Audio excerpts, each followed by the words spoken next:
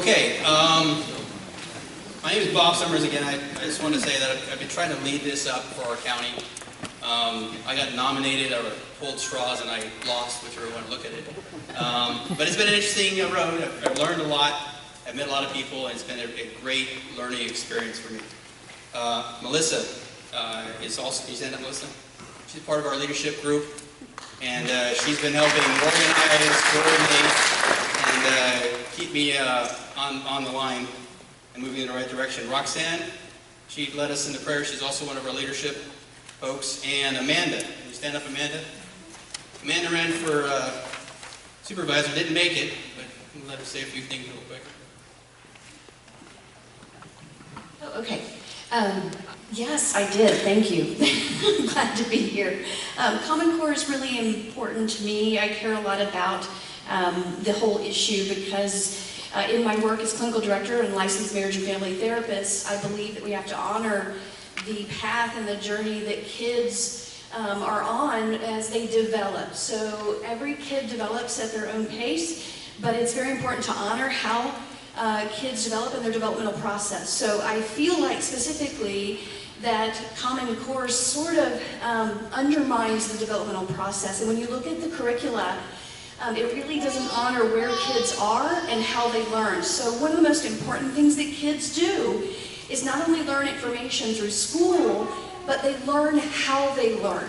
And how you learn, learning your process and how you take in information and how you spit information out is one of the most important things you'll ever learn, and that's what we learn in school. And what happens is that sets the foundation for the rest of your life and how you apply yourself. And if that is undermined, if that process is undermined, it can do a lot of damage. So that's why I care so much about this issue. And one more thing. I know a lot of you, in fact, we even heard the baby cry. And a lot of you know about distress tolerance, right? We all deal with distress tolerance. And so like a baby, when a baby is distressed, if it's hungry, if it's tired, if it's wet, or if it's dirty, it's going to cry. Because it has no distress tolerance, because it's a baby. But as it grows and develops, its distress tolerance increases. That's normal, right? So by our age, theoretically, we should have a higher distress tolerance. That's why if Starbucks gets our order wrong, we can handle it, right? We're not throwing a fit and crying at the Starbucks counter. We can take it.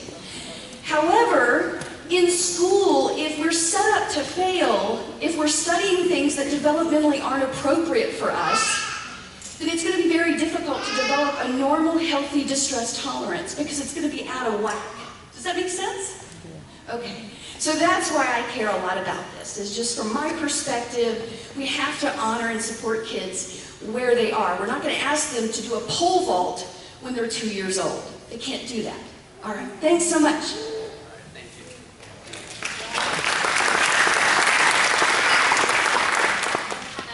Service announcement. Somebody left this phone in the bathroom, so if somebody would like to clean that, it's going to be on the back. Is that yours, Tanya? Awesome. Let's say we have Todd White here. Let's have him say a few words real quick.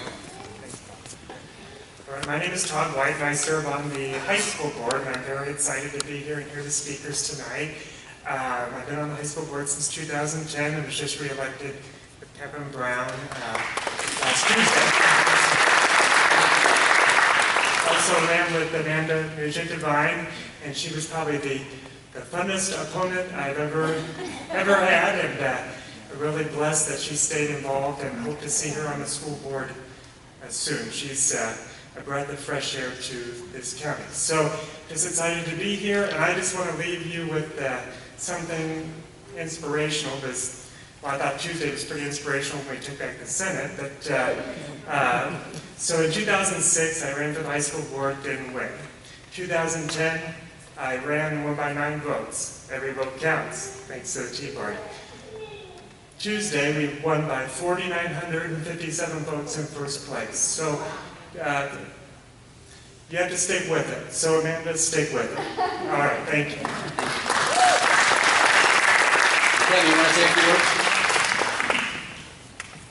Hi, I'm Kevin Brown. I'm also with Todd White on the school board, and I do also hope to see Amanda on the board with us someday, because she's definitely a joy. I will just say that I got to have a private meeting earlier at dinner with the two of our panel up there, and I am very impressed with what I heard, and I know you all will be as well. I'm very excited to hear them answer your questions, but I can tell you that they're the real deal, and what they have to say is factual and accurate, and I'm very impressed. It was great to talk to you both.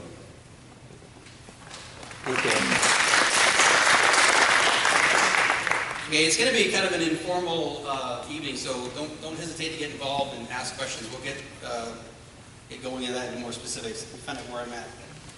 Okay, so our three panelists or guest speakers here tonight are Dr. Sandra Stotsky, and if I massacre your names, I'm sorry, I'm terrible with names.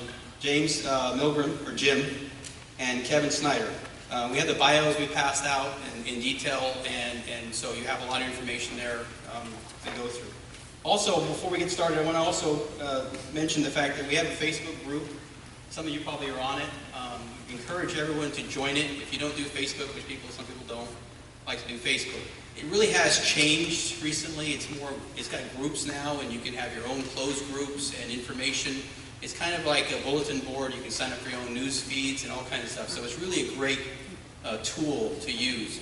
So if you can, try it out again and see if you like it. If not, we have email addresses on our material here and everything. So we have avenues to get out and reach and talk to you folks. What we're trying to do as a group is we're trying to get organized. First steps is educate, then organize, and then activate. We're really in that educate and organize phase. We've got our leadership committee coming together. We're looking for one more person to step up and join us on the county level.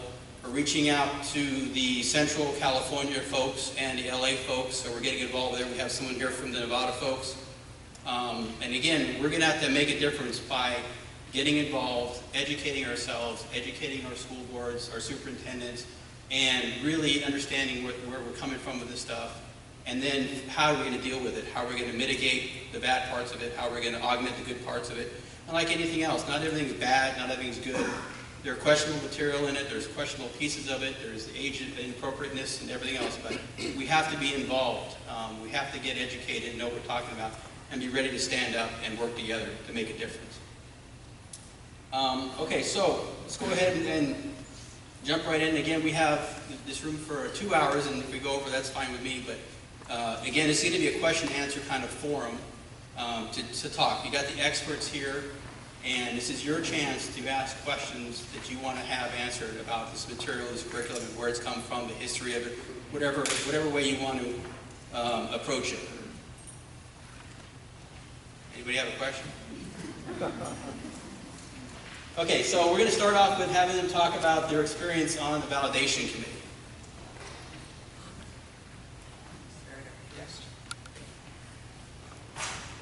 The Validation Committee was called into existence in the summer of 2009, and I was one of the ultimately 29 members of this committee, which lasted for less than a year. It was supposed to be an important committee, and I was eager to serve on it because I thought this would give me, as well as the others on the committee, the opportunity to be able to look at, among the last people who would look at the final versions of the standards that were being developed over the course of the year and make sure they met some of the most important criteria that were part of the charge to the committee. These standards have to be internationally benchmarked, rigorous, and research-based. The research I knew cold, and as all of you probably know, I was one of the 5 people who did not sign off on the standards by the end of the year, end of May, when we were asked if we would please sign off on the standards, and the idea was that we were supposed to sign affirmatively. But I could not sign off that they were internationally benchmarked because I had been asking for an entire year for information on whether they were indeed comparable to the best that was out there. Never got the information. I've been asking for 5 years, what are the names of the countries that we were supposedly comparable to, and Have there been crosswalks or comparisons made? And so far, no one's been able to produce one crosswalk or the name of one country to which we were benchmarked, even though the claims that we are still being made. This is very important to the Common Core project, because part of the Race to the Top application said that states were to get internationally benchmarked standards for committing themselves to adopting the standards. So if they haven't yet received internationally benchmarked standards, then my question remains one that really needs to be adjudicated by a lawyer or a court. Is it the case that the board's decisions that were made after June 2010 to adopt these standards is null and void because the board was sold false goods? This is an open question. No one has ever bothered to answer it, from the other side, of course. So I couldn't sign off because they were not internationally benchmarked, and I did my own research. I looked into a few English-speaking areas of the world to see what their requirements were simply for graduating from high school, and they were much more ahead of what Common Core seemed to require in its standards. Research base was clear to me because I knew that cold. That was my academic background. And there were many issues buried in Common Core. Its stress on writing, its reduction of complex literary study, its boosting of something called informational reading that had no support from any large, credible, or empirical body of research. As far as rigor was concerned, that would go with the other two. They certainly weren't rigorous, and we, to this day, do not yet know what the grade 11 reading passages will be when Smarter Balances test is given next year. Are those reading passages going to be at a true college-ready level? And where will the cut score be? We don't know. So this is a work in progress. And I think you are to now add your comments. Presumably, I just taught. No physical effort required. Yeah, yeah. My standard, my experience in terms of the actual day-to-day business of the validation committee was very, very much the same as Sandy's.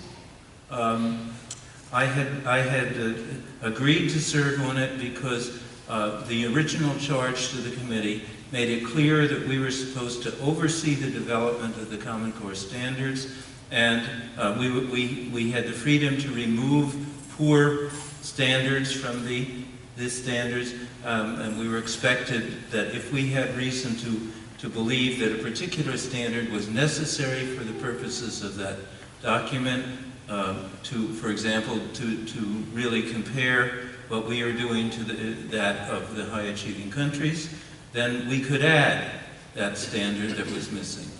So, in a real sense, we were the final arbiter of what Common Core was to be. That said, we proceeded to look at the first thing we did was we got what I think the leadership was expecting was basically the final version in September of 2009, and we were supposed to look it over and apply the standards I just told you about to this document. Well, I focused only on mathematics. The reason for that was fairly simple, that there were, at that point, about 23 to 25 members of validation, and if you had a higher degree, then the standard higher degree was an education doctoral degree, EDD, not a PhD. In fact, I was the only PhD. That's a content degree on the committee. So by default, I was the person who was going to watch the mathematics and deal with the lead writers for the mathematics, and make sure as best I could that the standards that we were seeing were A, internationally benchmarked. The full statement was originally against the highest achieving countries. And when we signed the final document, it was just internationally benchmarked, which is technically totally meaningless. And likewise, to make sure that they were rigorous, of course there's a trick there.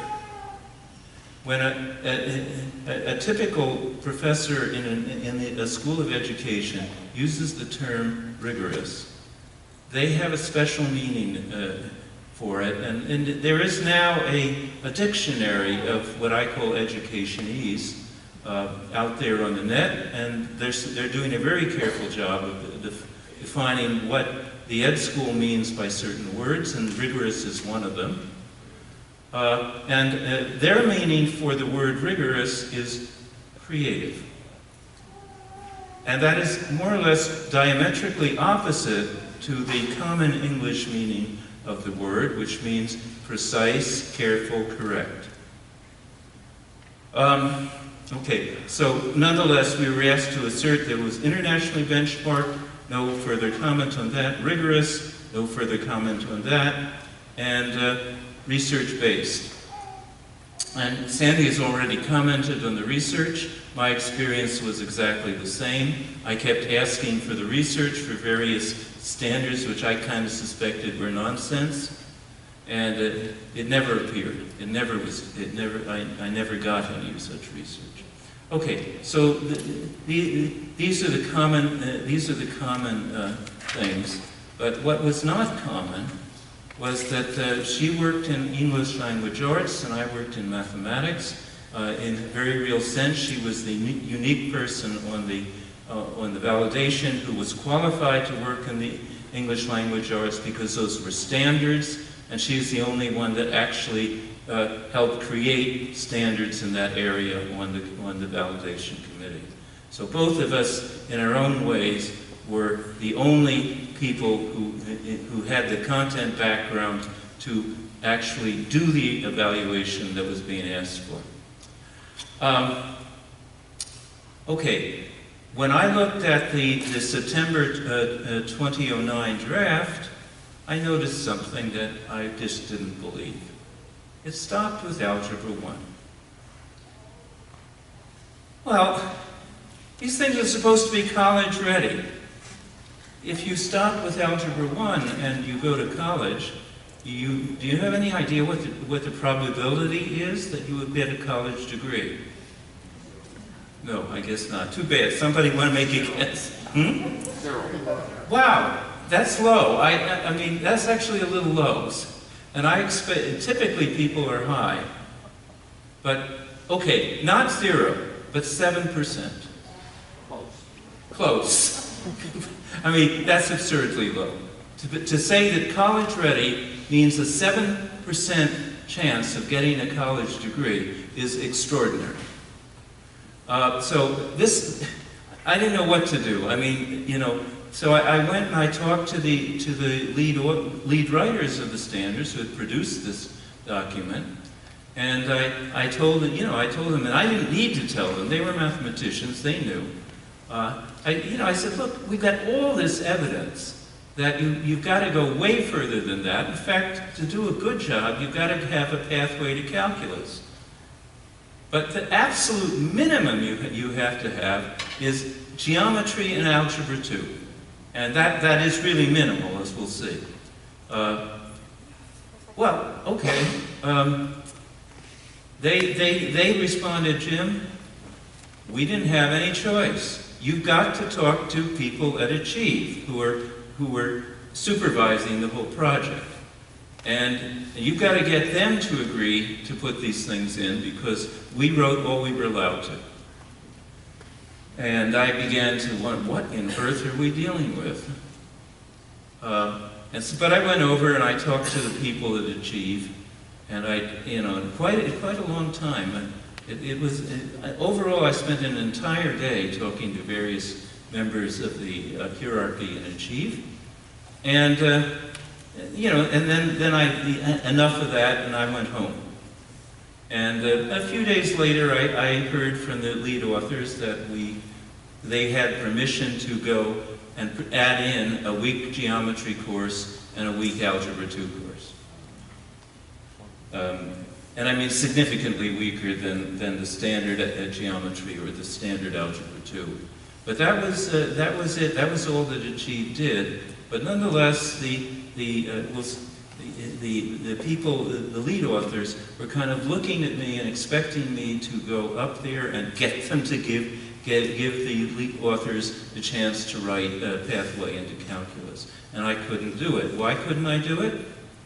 Because a couple days after that, the whole validation committee got a little letter. And I don't know, Sandy, do you want to tell them about the letter? Because, well, no, I'll tell them, okay. I'll tell you about the letter. So the letter said, that we've changed the charge to the committee. Firstly, you are not to talk to or pressure the lead writers to change the draft that they're writing. And secondly, you are not going to have the power to change the standards that they produce.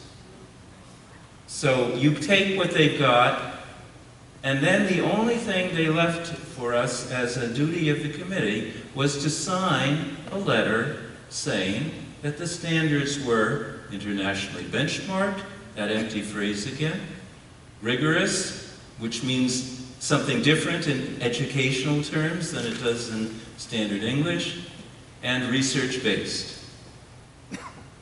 And, well, that was it. I mean, they just announced almost immediately after I had tried to intervene on behalf of the writers and everybody else to get some reasonable standards in there.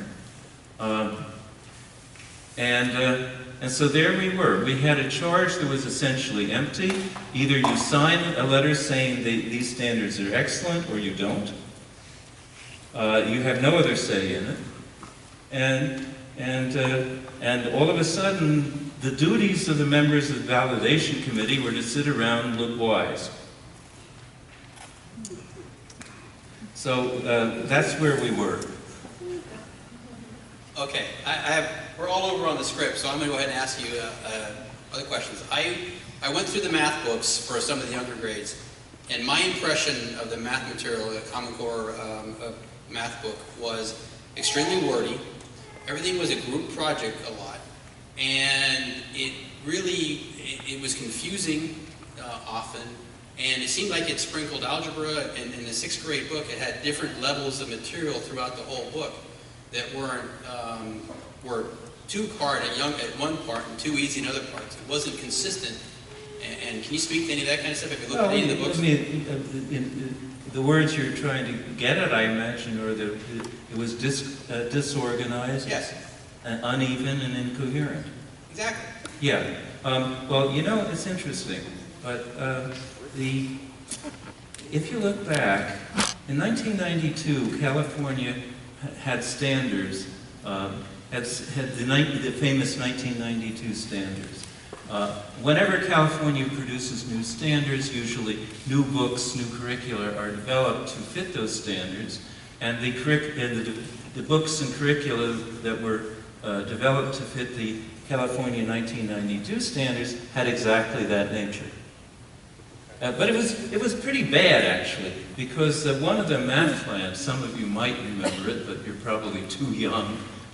Mathland was almost unique in that every single page had mathematical errors. Not one page ever came out was clean, where everything they said was correct.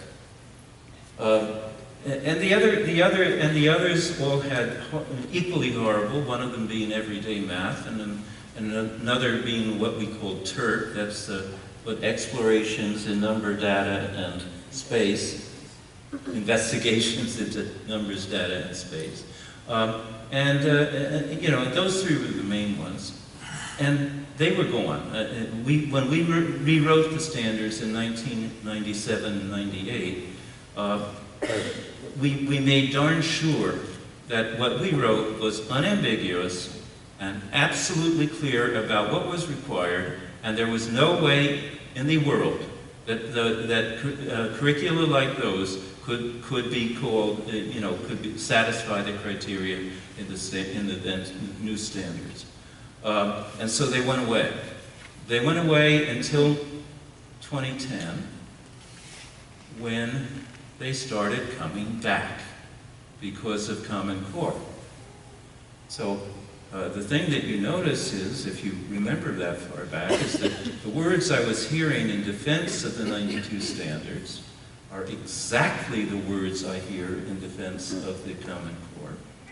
And the way the teachers talked about what wonderful things the students are doing, how they're all engaged and all of this stuff.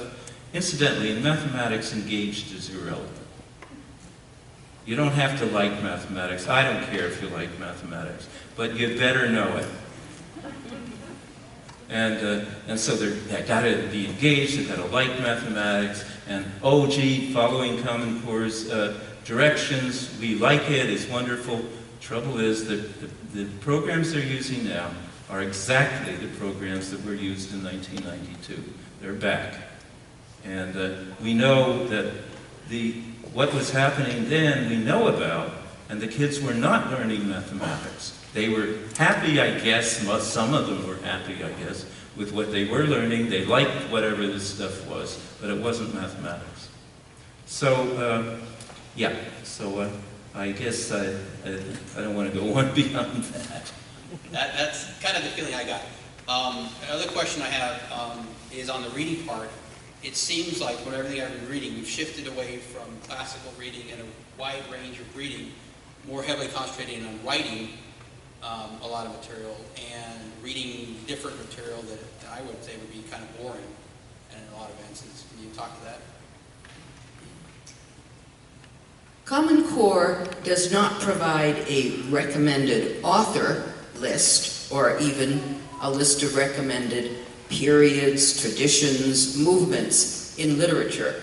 What it does is reduce literary study to about 50% of the reading part of the English reading class from K to 12. It does so by seeming to mandate a 50-50% division. There are 10 standards under the reading rubric, or the reading strand. There are 10 standards for something called informational text, going from K to 12, and there are 9 standards for literary text, going from K to 12. So it has been interpreted, that kind of a division, as about 50-50, if not worse from the point of view of what English teachers normally like to teach and are trained to teach, which is by high school complex literary study. Many high school teachers in schools across the country have been told to reduce complex literary study to 30% of the curriculum and to upgrade and increase the amount of so-called informational text to about 70%. This is a total misreading of a chart that comes from an earlier NAEP, National Assessment for Educational Progress, set of reading assessment standards, which were developed only for the percentage of selections that should be on NAEP tests. It was explicitly made clear in those frameworks, and I know that because I was on the 2003-04 committee that was part of the group developing these percentages. We had a battle about this, and it had to be made clear that these percentages were not to be applied to the English language arts curriculum.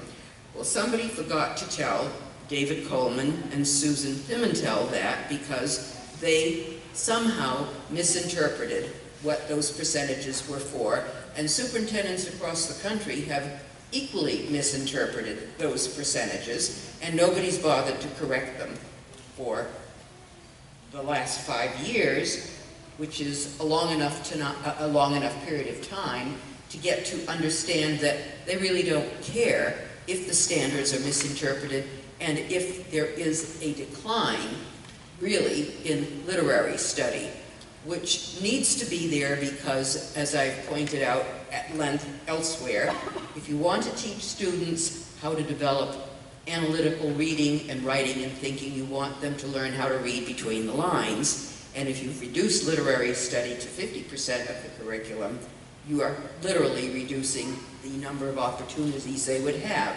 So that is the way in which the curriculum has been shaped by so-called standards only. They're not really just standards, they're standards with very clear implications for the curriculum.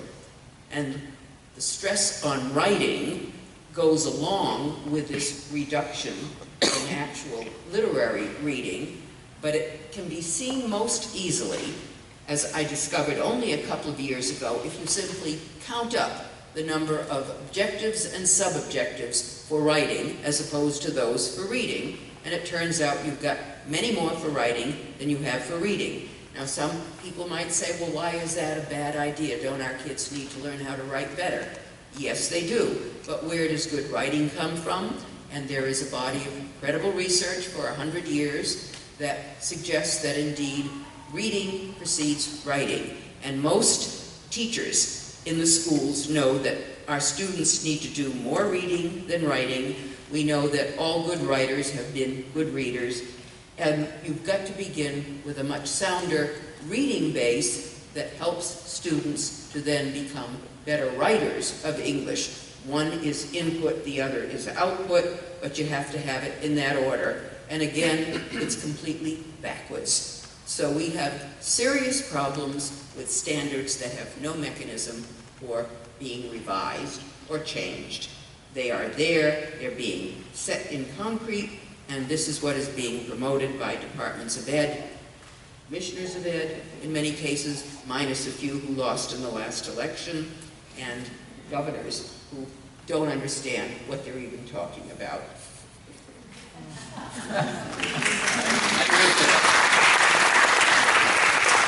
Before I forget, hold on one second. Before I forget, we have folks in the back with the homeschoolers back there, so they have information if you're interested in it, and also with the Waldorf School over there. So be free to get up and talk to them when we're done here. I forgot to mention that earlier. Yes. I'm just wondering, I'm hearing a lot of talking about the end result. I'm hearing a lot of college ready and a lot of the fluff that's going on, and what is to be required at a high school graduation level. What I'm not hearing is what my home is experiencing for my 6-year-old in first grade, who has now had these standards placed on him, who, like you've said, is given mathematics and reading on this uneven ground where we're not laying foundations. And so I'm wondering if there was anyone on this board that was taking into consideration the foundations that have to be made in order to grow our children up the way they should.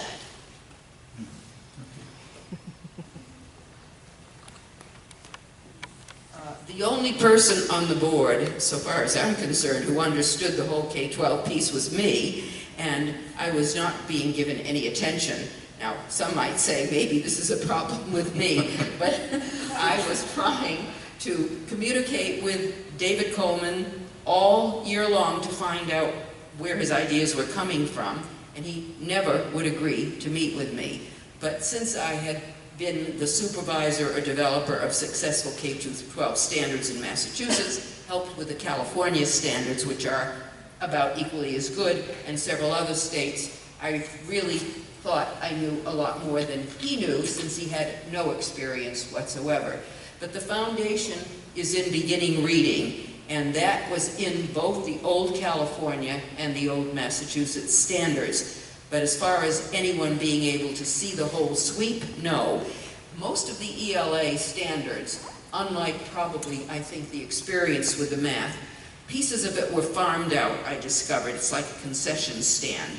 Some people were given the grammar strand to write, some were given the vocabulary strand to write, because I asked about that one in particular. Some were given the K-5 reading fundamentals piece. That was as far as they went.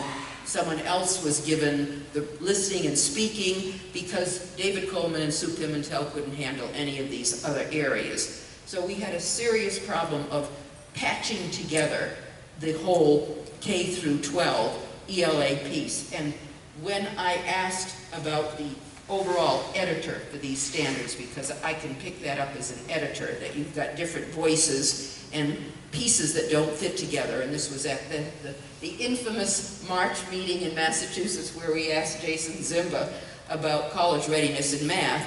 I asked Sue Pimentel at that same meeting, who was the overall editor? And she said there wasn't any, we had 70 editors, which tells you what the problems were with an incoherent, fragmented ELA set of standards, K-12, which, as I say, can't be revised.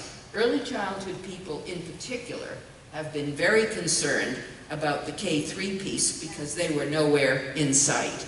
And why they weren't in sight, we would have to ask the people at the project itself, why they chose the people they did, why they didn't choose K through 3 early childhood experts, why they chose people connected to the testing industry instead. A lot of questions have not been directed to the actual people who created. Instead, people raise questions to the critics, but they don't raise questions to the actual perpetrators of these two sets of standards.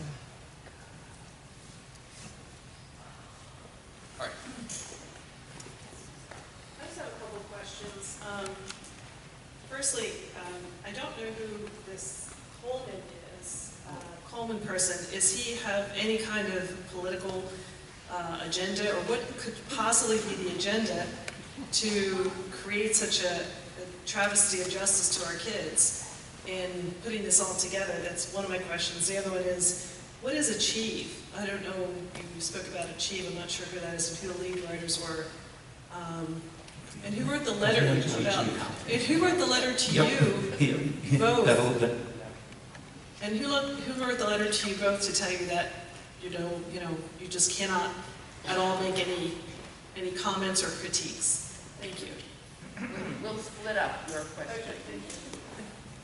I'll handle Coleman, he'll handle Achieve.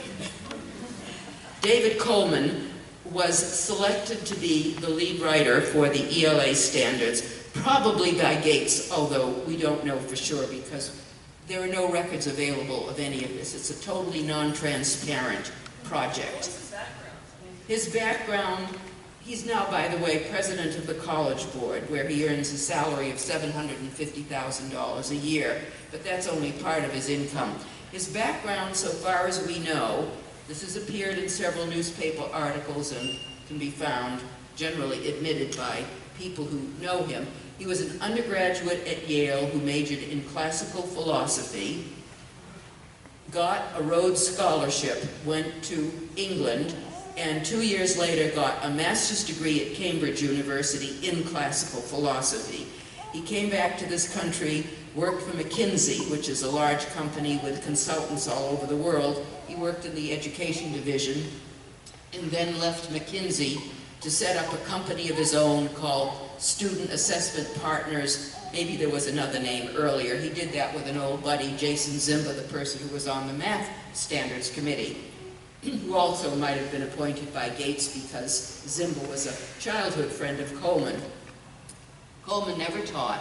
He never taught K-12. He never taught above.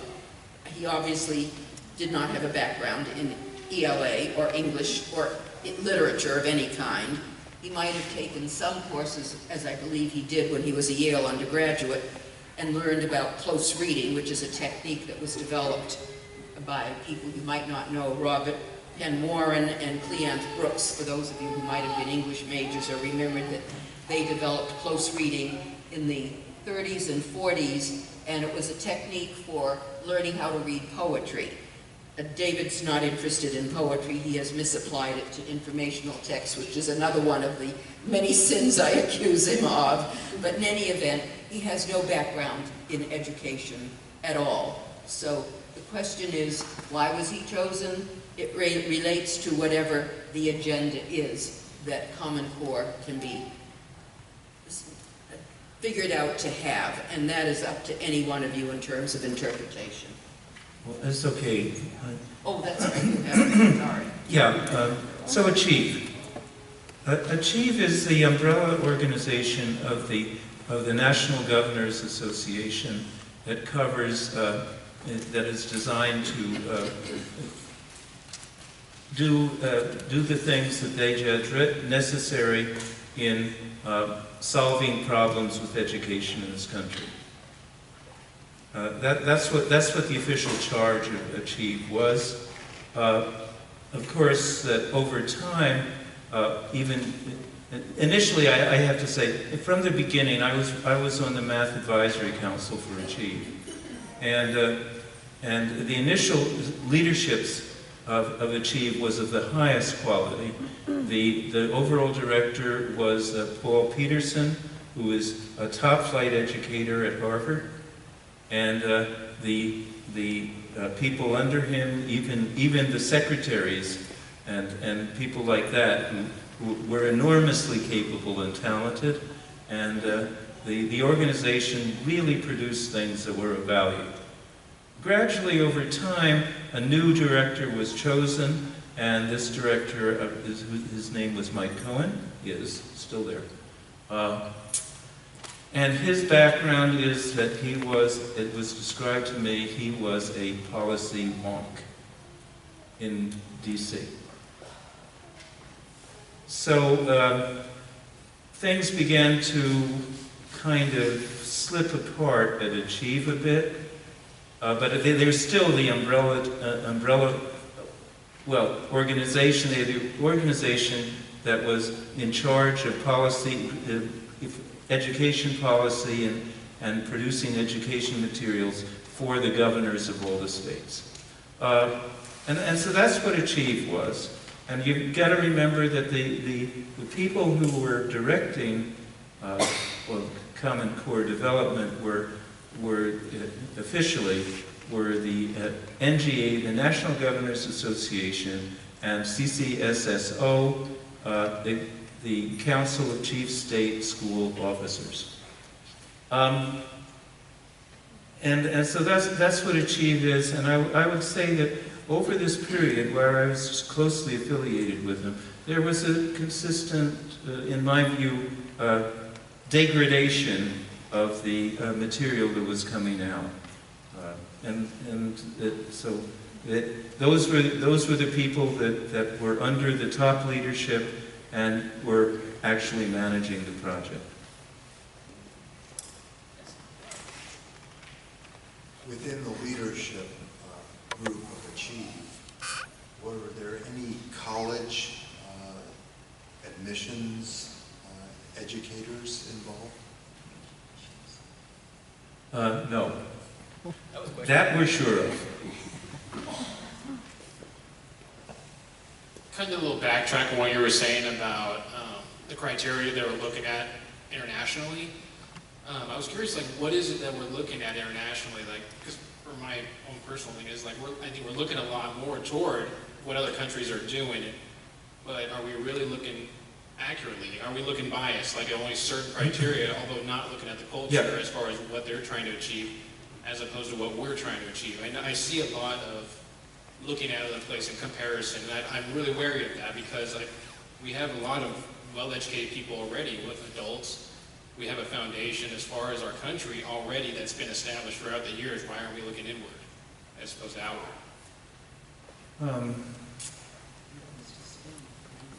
Yeah. So there's a whole lot of things in that question, and I'm trying to sort out what I should focus on. So let's say that really, in terms of what was going on in Washington, D.C., what Achieve was claiming the Common Core was designed to do was to strengthen the STEM pipelines. And you know, the problem was that if you take a student with just an Algebra 2 background in mathematics, well, I should say that it turns out that the probability of getting a degree, the strongest indicator of achieving a college degree in any subject, is the highest math course a student takes in high school. Now remember that that Common Core has topped out at a weak Algebra 2 level. So we could legitimately look to see if they were likely to strengthen the STEM pipeline. We could legitimately look at the implications of topping out at an Algebra 2 level. There are two datum there. The first datum is overall degrees. What is the chance with an Algebra 2 being your highest course and getting a college degree? And the answer is between 31 and 33%.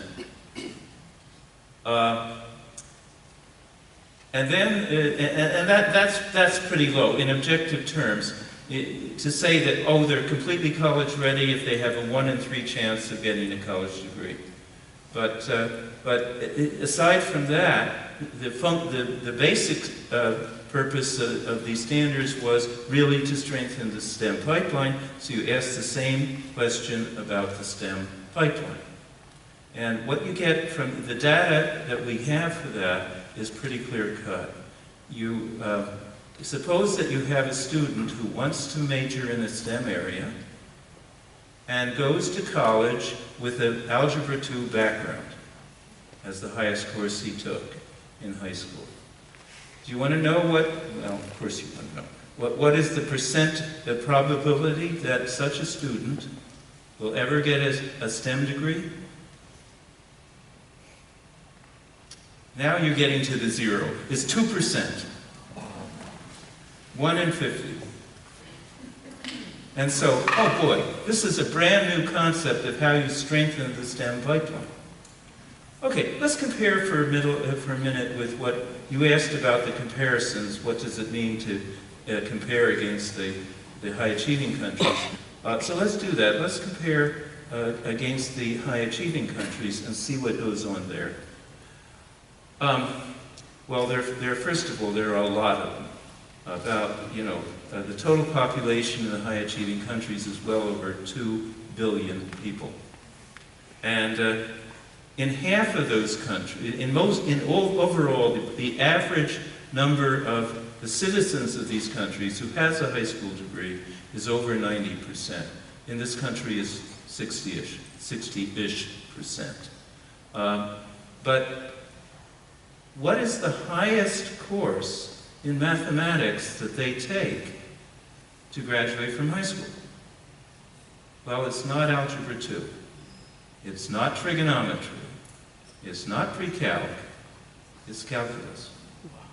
In order to get a degree, a high school degree, in fully half of these countries, you have to take a course in calculus in high school. Okay, compare that. The probability of getting a STEM degree, if you want a STEM degree, is a whole lot higher if you take calculus than if you take Algebra 2. And so that's the reality. That's what we're comparing against. And you can imagine that all we're really doing is exaggerating, making worse the difference in outcomes between the high-achieving countries and us, and for no reason. Kids in this country are not less able than kids in the high-achieving countries. They can take calculus in high school more or less routinely if they're properly taught below it. But you don't suddenly make up for 12 years of misteaching in 1 year. It can't be done. And so, so we're stuck. We're in bad trouble. Let me add a few words about English. Oh. That's the math. Let me just add a few words about the ELA. First of all, it's very important to note that what Common Core is about is college readiness, not high school graduation. And you have to keep those two things very distinct because they deliberately were fudged by Common Core. College readiness would be dependent upon passing a test in grade 11, as it finally turned out, that would determine that you were either college ready or not college ready. It did not mean that you would have fulfilled high school diploma competency requirements or whatever the requirements are for high school. This is something that many legislators are still confused about, because high school diploma requirements in some states are often much higher. The Common Core's college readiness test demands will be, once you have a chance in English to look at the kind of reading passages that are demanded or available on the test, and where the cut score or pass score is set. And we do not yet know what the nature of the reading passages will be on Smarter Balance in grade 11, because there has been nothing in the test specifications for either of the two major consortia on where they're going to get their reading passages from.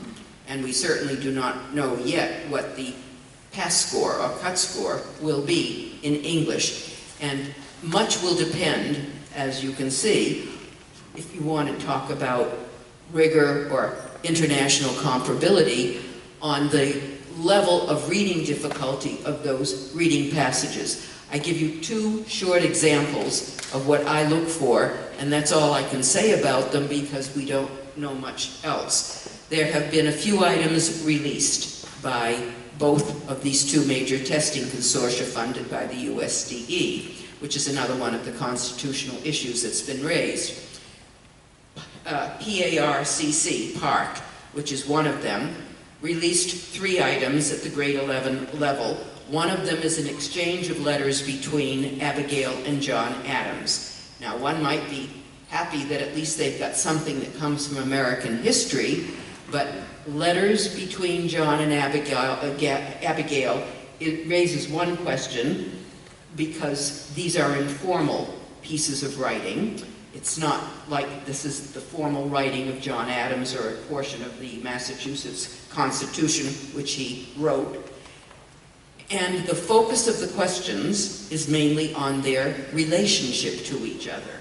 So one would wonder why this becomes of great importance for college readiness. Now, that's PARC. For Smarter Balance, when I looked at the original array of sample items, and remember, we don't know how representative they are of the actual items that will appear on the test that will be given next year to grade 11 students. One of the items consisted of a loaded question in which students had to compare several paragraphs from a Susan B. Anthony speech at Seneca Falls in the 19th century with what John Locke was saying in one paragraph from one of his works.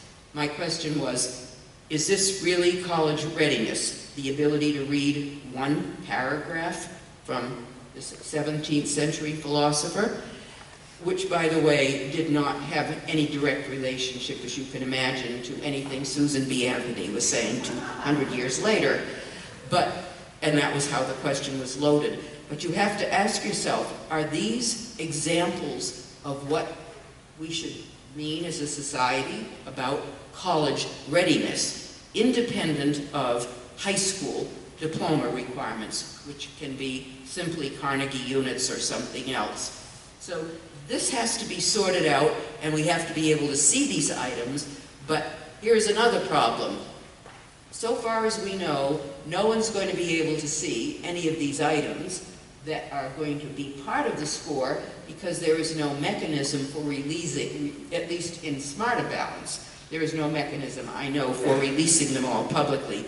I've been told that PARC will release some sample items, but again, they're choosing.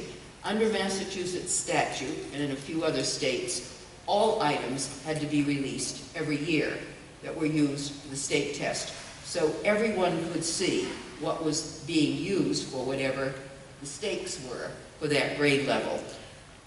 Almost no one's going to be able to see and determine what is being used for the determination of college readiness, so far as I can tell right now. Okay, I want to get Kevin in for a second here. Sitting quietly, patiently on the end here. Why don't you introduce yourself and kind of give you a background?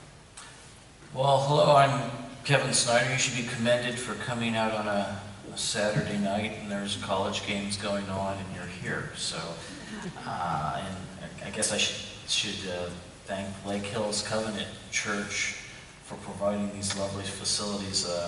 I was informed I need to say that for full disclosure, I attend First Covenant Church down the hill, and I don't know why they call themselves First, but this is a lovely facility nonetheless. I'm an attorney with the Pacific Justice Institute. About a year ago, we were getting, maybe a little over a year ago, we were getting questions to our office about Common Core. And my reaction was, well, so the feds and state or whomever are passing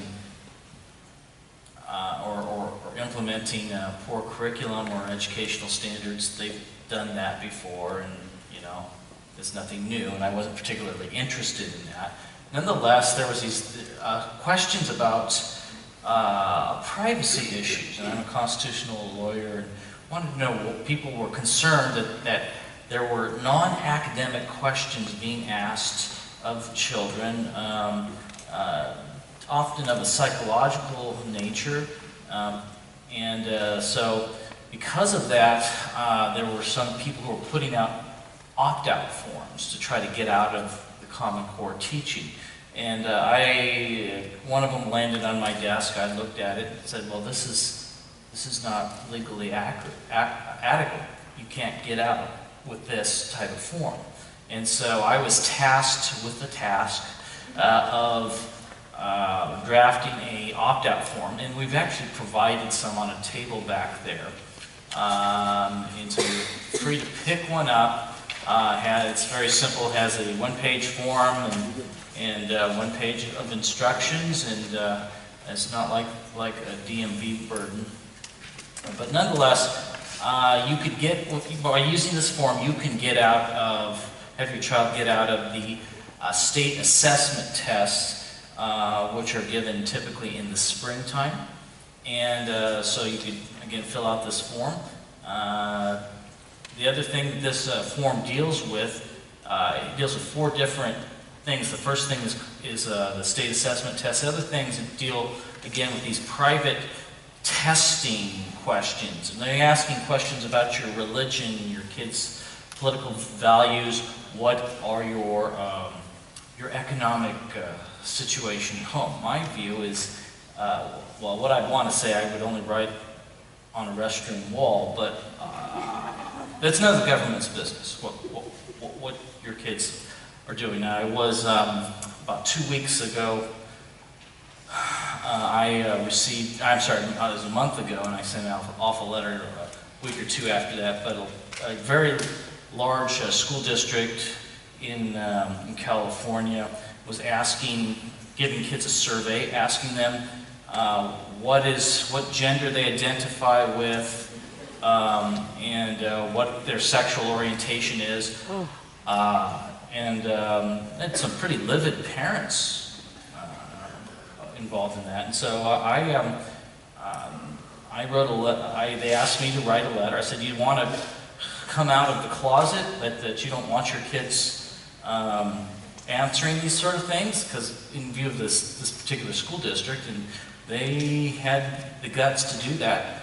So I wrote a letter and said, what we call a love letter in our office, saying if you ask these questions, we're going to go out. It's illegal in California, and without getting prior written parental consent. I said opt-out is not good enough. And I said if you don't withdraw this, we're going to go after your federal funding. And about last week, I got an email from their attorneys.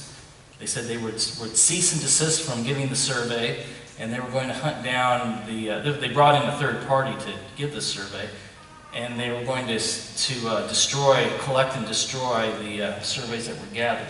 So this sort of stuff does work. So with that, I know there's probably some other questions, so I will, again, cede back my time.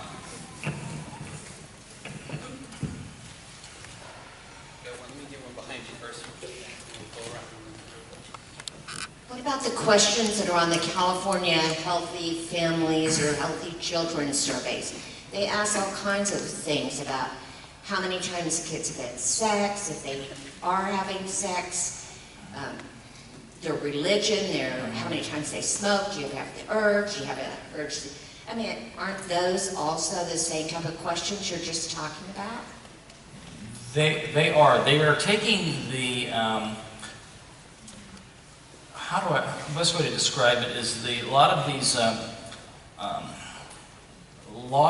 the ethical and moral views of our government people are in decline. They kind of represent society. They try to get as close to the sideline as they can without stepping out of bounds. The way they get away with that particular survey is the same way the FBI and the NSA is collecting your emails and your phones. They're saying, oh, we're just gathering everybody's, but we're really not looking at you individual John Doe. So with these surveys, the Healthy Kids surveys, they claim that they are only gathering these large amounts of data and not identifying individual kids. So that's how they're getting away with it. I guess I just don't understand the purpose. I don't understand how a school district could allow, first of all, that to go out to the students. And I mean, my daughter, she's had questions like, you know, do your parents drink alcohol? How many times a week do they drink alcohol? Do they drive when they drink? I mean, these are questions that came home to my home. And, you know, it was astounding that the district didn't read it, first of all, and they allowed them to be sent out. So like that when you talked about, like they allowed them to be sent out, and knowing it was against the law. Okay, and your question is, what is their ideology, or why are they doing this? Who's doing this? Who's doing it? There's a number of groups doing this. If you read, recently I read my kids' books that they are given in school. I recently read Fahrenheit 451, and in that, as you recall, they had TV monitors in every room and cameras everywhere, and everybody had earbuds. We're watching you. And to think that this was 40 or 50 years ago was written, it's amazing. What was different about that book, though, was that is not accurate. He didn't know was that there would be it would not be. His vision was things would all be done by the government, but in fact we have a partnership, an unholy alliance between corporate interests and the government. So part of the agenda is from third parties, I would say conspiring with, because it is an unlawful act between two parties to get information. One of the reasons I believe they do that is to try for financial gain. One of you can make predictions, just how how they track your cell phone and everything, and what you're buying and your credit card purchases. That could be used to help provide information about a predictive factor, and that's valuable. That you could sell that to third parties, and so that's being gathered. That is one of the reasons it's being gathered.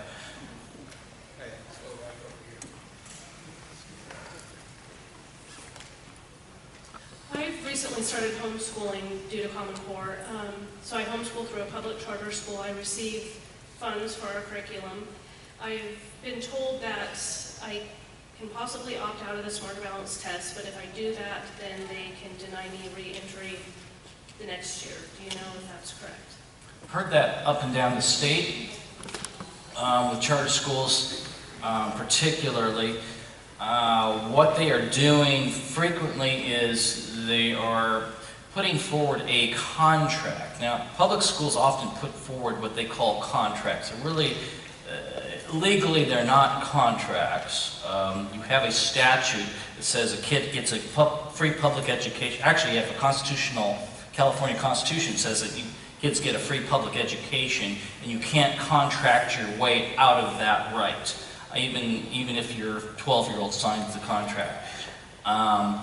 But what they're doing with that is they're trying to force parents into signing away their statutory right to opt out of the state assessment tests. And they're claiming that if they don't get 95% participation in the charter schools, that they'll lose funding. And my view is, well, that's perfect, because that's how you get leverage, and everyone's involved in business is you're able to negotiate not out of weakness but out of strength. And if you could get get 6% of the parents to say we want to opt out, or we could come and sit down at the table and negotiate the terms of your surrender, that would be okay.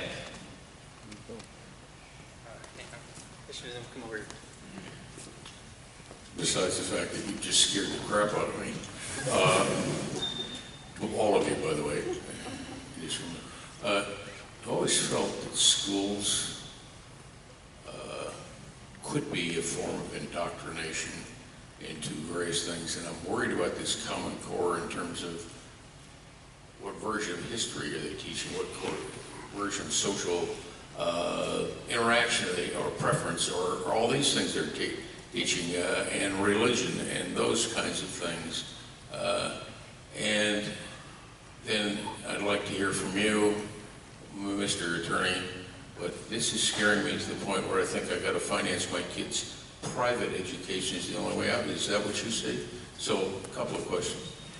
I think I'll defer first to the other panelists on the issue of the academic.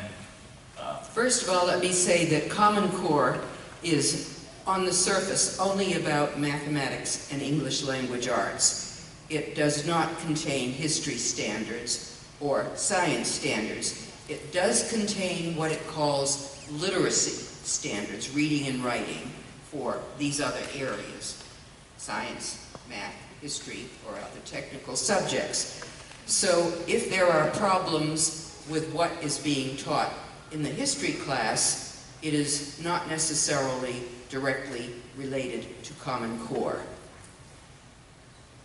Part of the problem with some of these slanted materials that people have called attention to is that the informational text coming into the English class may be slanted material from history, because English teachers typically have never taught 50% of something called informational text. They tend to be smaller pieces of reading, op-eds, letters to the editor, editorials, and they could be on the subject of history. So what teachers choose or what is available in collections or anthologies is where the problem may be located.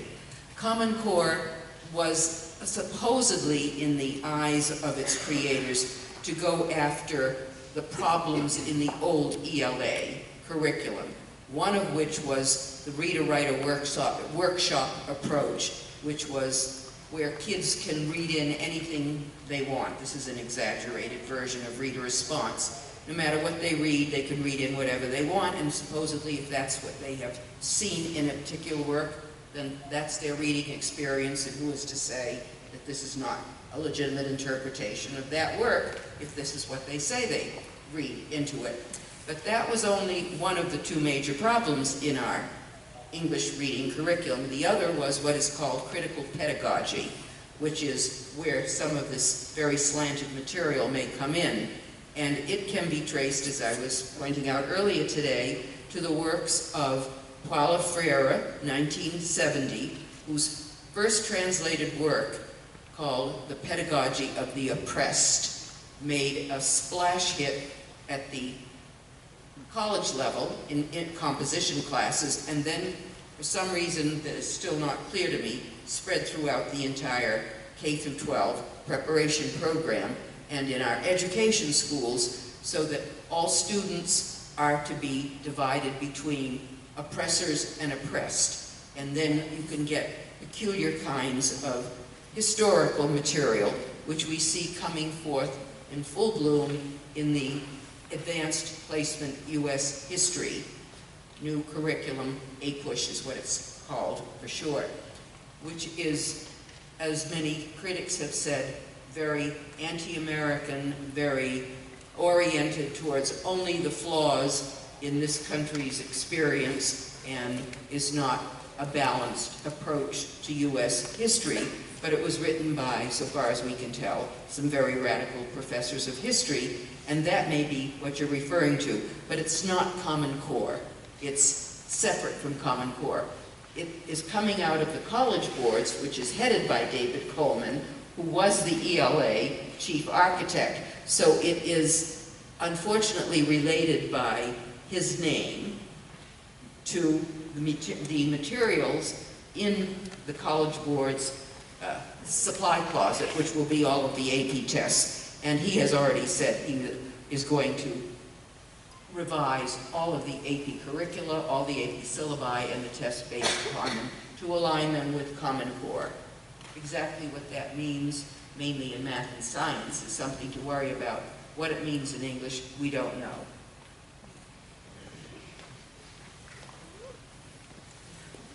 Lots of hands out there.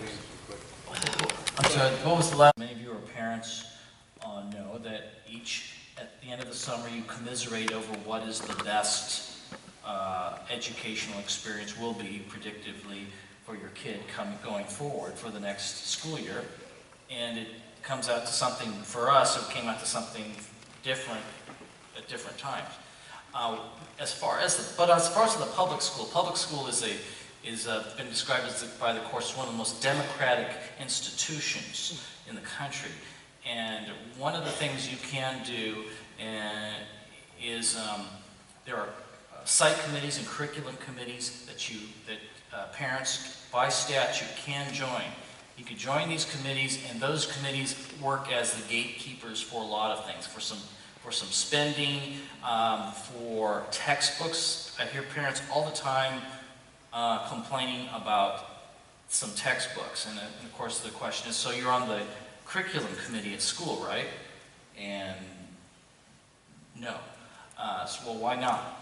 You could get on the curriculum committee, and that acts very much like a committee with the Senate. Before something goes to a full vote, it goes through committee. It has to pass through committee before it gets on a floor vote. These parent committees can kill things before it even gets to the board to vote on. So that's one of the things. You do have some power, you just have to know about it. The answer is parents.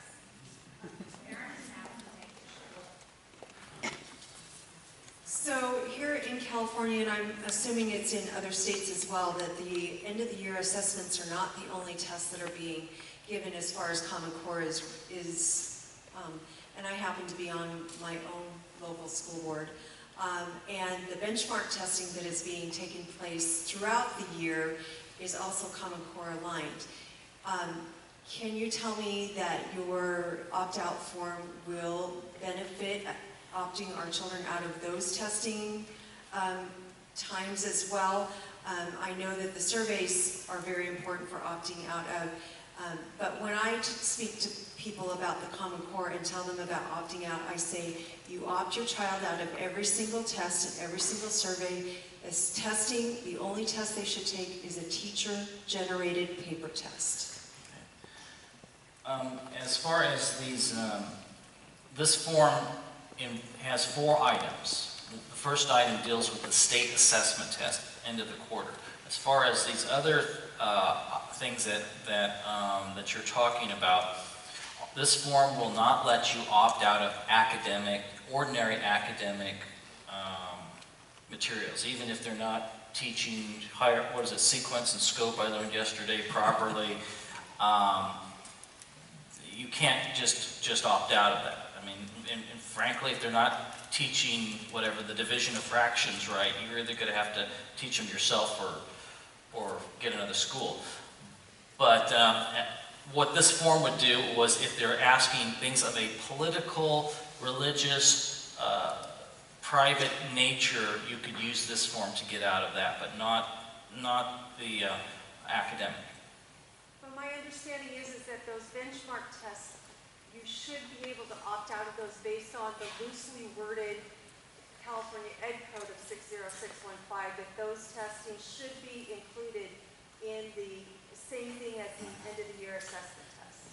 Yeah, there's, for this is inside baseball. There's an interpreter's looking at the statute.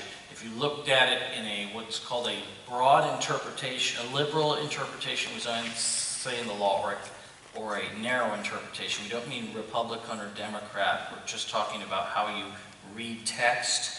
Under a liberal interpretation of that statute, you get out of anything, including the spelling bee on Friday afternoons.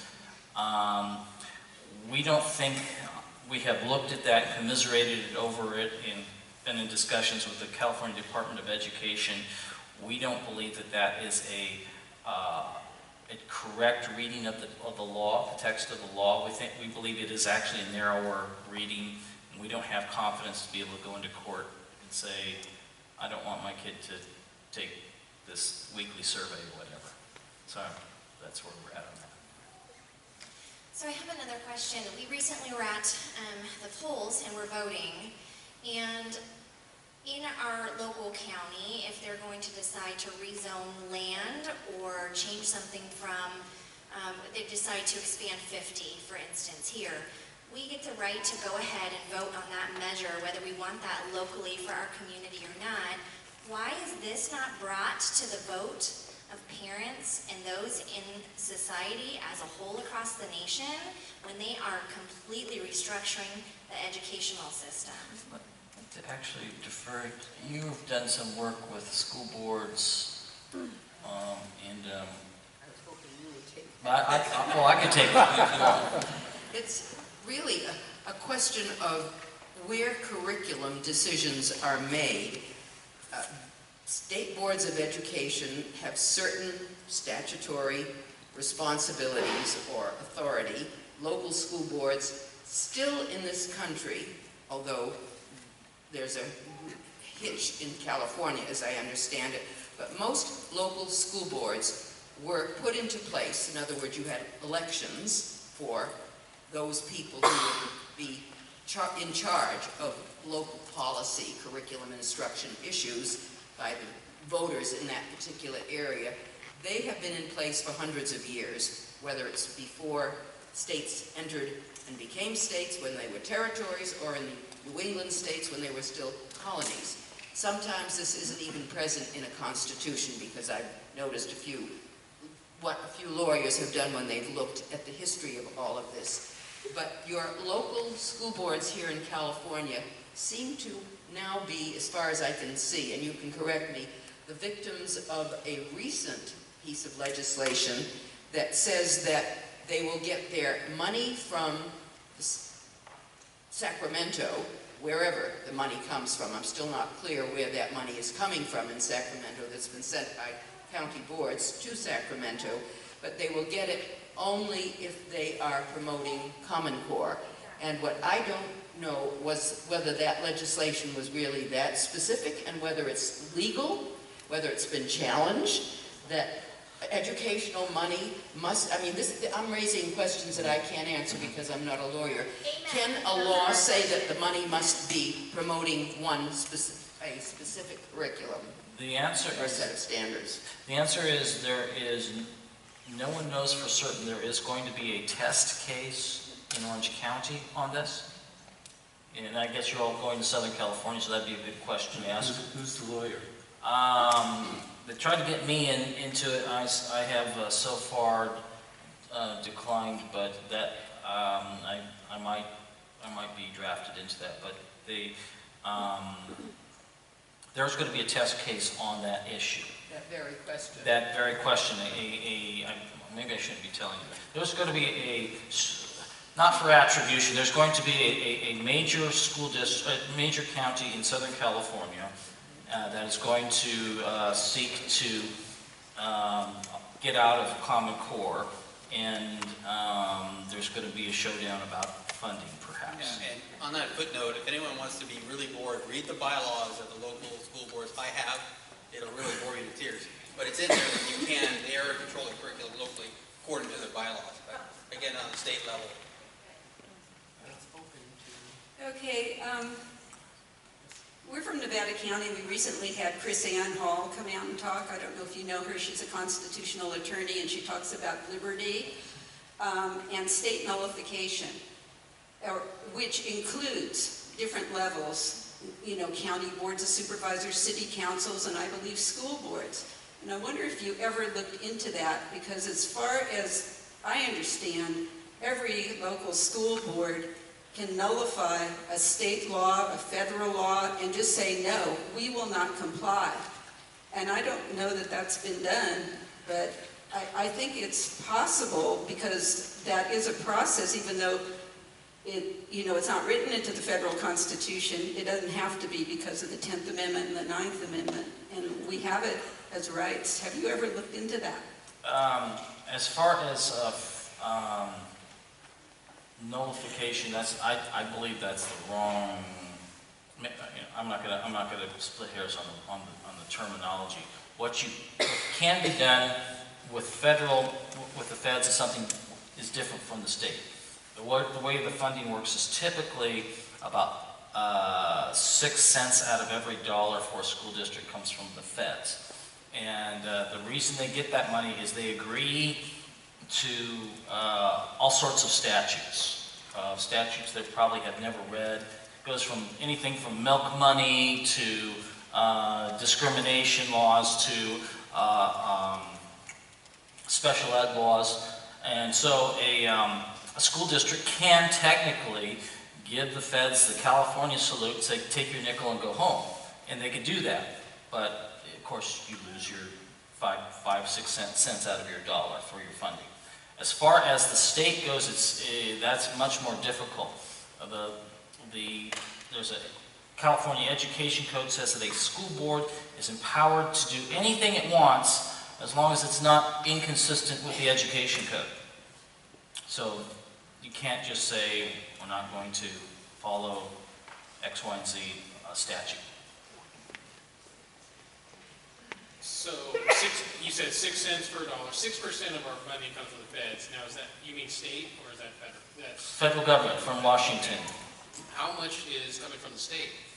How much is raised locally? Like 94 cents? Something close to that. Okay. Defer to the math expert. There are 60 districts for which that's not true. Okay. Out of 1,300. 94%. So all of our funding comes from the state. I'm kind of surprised. None of our taxes, nothing that we do locally in the county, none of it goes to our education. Is that not what I said? Okay. Go up and down. Well, Okay, I have a couple of questions. I wanted to find out, as far as, we're talking about the Common Core with the kids, but where do the teachers come in? Because I have a granddaughter that's in 3rd grade, and I have a grandson that's in 4th grade, 2 different schools. The 3rd grade teacher, she's been there at that school for probably 20 years or better, but they don't know how to teach the Common Core. So then when she brings her math home, then it's up to the parents, or in my case, because I babysit them, it's up to the parents or grandparents to help them with their math. But she doesn't have a math book, and there's no samples. So it's like, okay, I'm good at math, so I understand where they're coming from. But when you have an example, when you have 4 times 5, and it takes you 4 steps to get to 20, that's ridiculous. And then my 4th grader, he goes to a different school district, and he's already struggling in the standard math. Now you put this in his mix, now he hates school. So where do the teachers come in on how to teach this? Because these teachers don't know how to teach this. And my second question is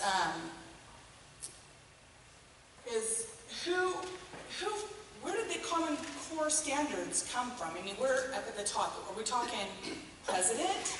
Are we talking Congress? Or what are we talking? Because nobody's mentioned any names. It was just a committee that was put together, but why? I mean, what's wrong with the standard way to do things? So that's my questions. But my main concern is the teachers. They don't know how to teach it. Okay. Okay. Let's consider the situation with the teachers. Now, in order to understand what the difficulties are, you have to know how the teachers are trained. And now, the typical person that wants to go into elementary education is a person who generally does not know a lot of mathematics. Typically, they've taken the minimum amount of mathematics they could get away with in the college, and they come into the education school to get certification. And the education school does not require any more mathematics for the elementary certification than whatever it was they had already taken. There are no courses in mathematics proper in the training of these elementary school teachers. Well, what do you expect? What can you possibly expect? Most of them have taken the course that we not entirely euphemistically call math for vegetables.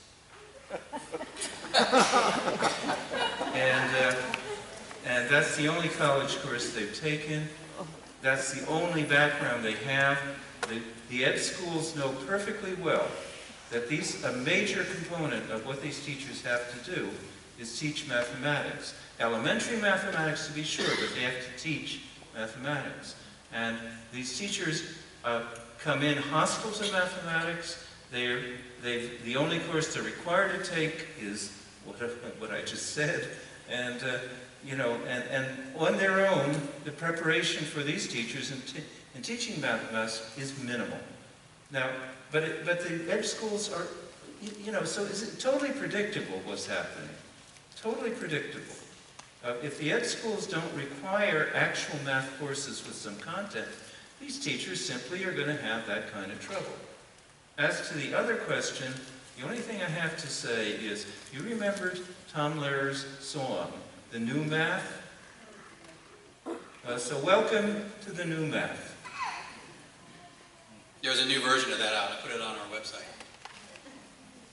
Let me add an extra little supporting piece to what Professor Milgram just said. In Massachusetts, because we were well ahead of most other states with our licensure tests, I was trying to make sure that we had teachers who were prepared to teach to higher standards, which is the essential nature of the problem if you want to have higher standards taught. But if you even want to have screwy standards taught, your teachers have to be prepared, and you've got to do something with teacher preparation. But we knew that teachers in Massachusetts needed to know more math.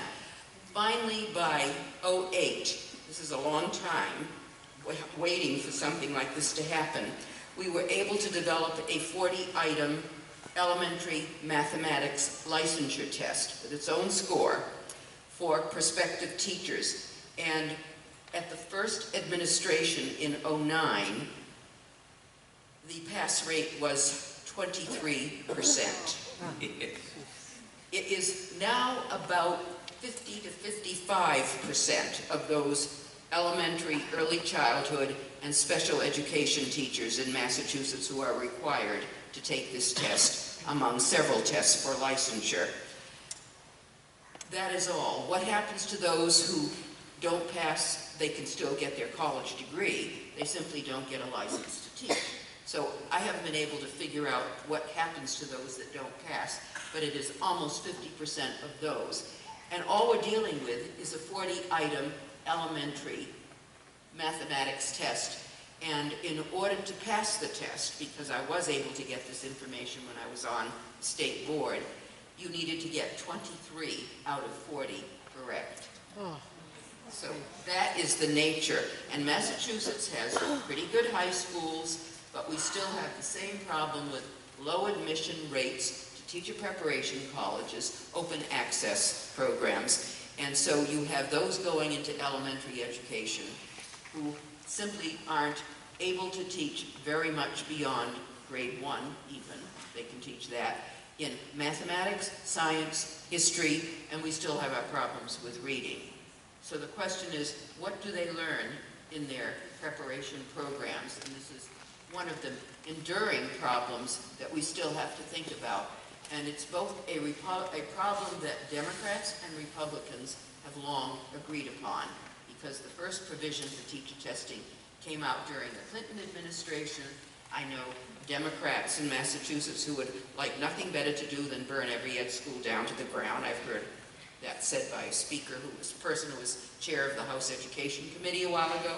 But that's where a lot of attention needs to be focused. Your other question was, where did Common Core come from? And this is a more difficult question to answer because it really didn't come from anywhere. The math part was being more or less constructed based on whatever they had access to and whatever advice they were being given. The English, we're not even clear where these statements were coming from because they're mainly skills. And they were looking at skills lists that I have seen ACT, SET, SAT tests have had. What kind of skills were they trying to go at? I've seen some of these preliminary lists of skills, and I think they were copying some of them. But how you get developmental progressions from skills, you can't. They just tried to paraphrase them, and they paraphrase them so poorly that even when teachers try to redo Common Core standards, as happened in Indiana, when you try to paraphrase a poorly written set of standards, you get even worse sets of standards out of the whole deal. And that's how, in Indiana, they ended up with even worse Common Core standards than Common Core standards. It's possible to think of that. Okay, can I just say one more word? Because I don't want anybody to get the idea that we don't have the utmost respect for these elementary school teachers. The problem lies with their training, and that problem with their training lies squarely in the domain of the education schools. And that's what you have to take away from this.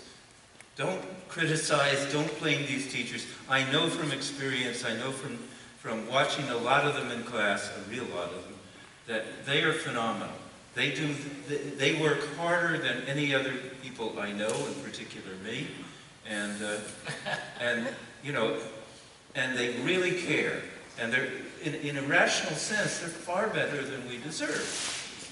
But still, if you're going to change things so that they can make sense out of this nonsense that you're talking about, then the thing to push on is the education schools. The training they give them is far from sufficient. That's not bad. Let's go over here for a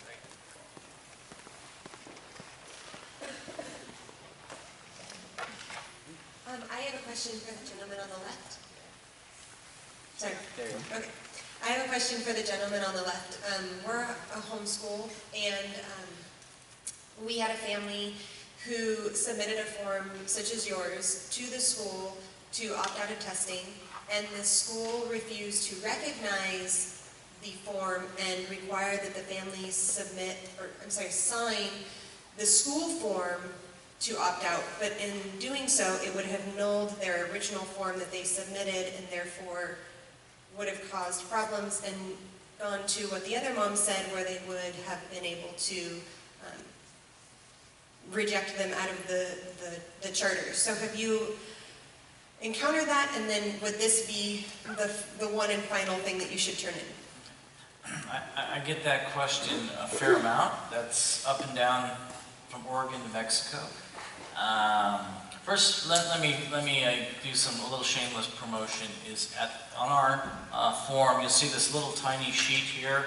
I would like kind of a this for that transaction. If you know some Latin, it's quid pro quo.